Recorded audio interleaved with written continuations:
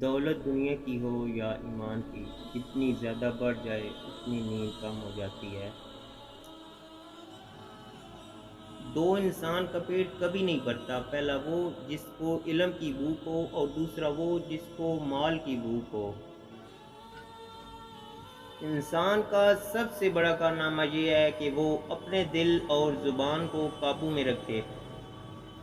جو غلطی کر نہیں سکتا وہ فرشتہ ہے، اور جو غلطی کر کے ڈٹ جائے وہ شیطان ہے، اور جو غلطی کر کے توبہ کر لے وہ انسان ہے۔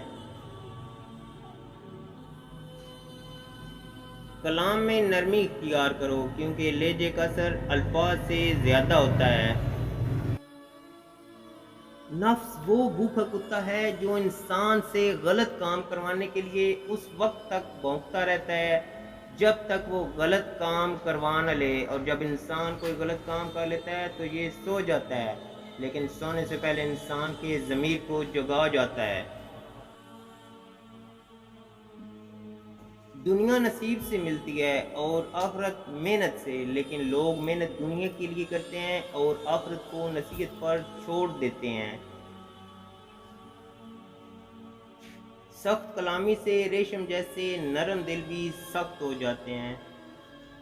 اگر رزق عقل اور دانشوری سے ملتا تو جانور اور بے وقوف بھوکے مر جاتے۔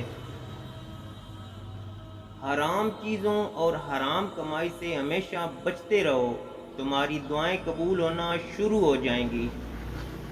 ادب کا دروازہ اتنا چھوٹا اور تنگ ہوتا ہے کہ اس میں داخل ہونے سے پہلے سر جھکانا پڑتا ہے۔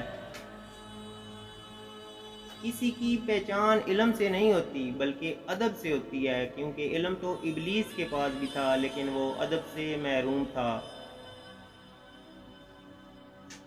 ہر لکھنے والے نے فنا ہو جانا ہے، لیکن لکھی ہوئی چیز ہمیشہ باقی رہے گی۔ تو اپنے ہاتھ سے ایسی چیز لکھ جائیں جس کو قیامت دن تو دیکھ کر خوش ہو جائے۔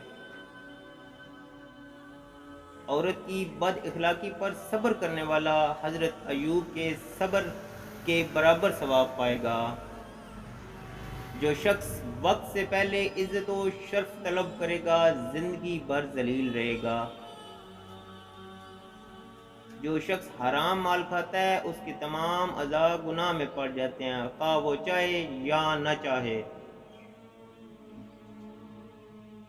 دنیا میں ایمان کے بعد اگر کوئی چیز ڈھونڈنا ہو تو اچھا دوست ڈھونڈو، کیونکہ اچھا دوست ایسے درخت کی مانند ہے جو سایہ بھی دے گا اور پھل بھی دے۔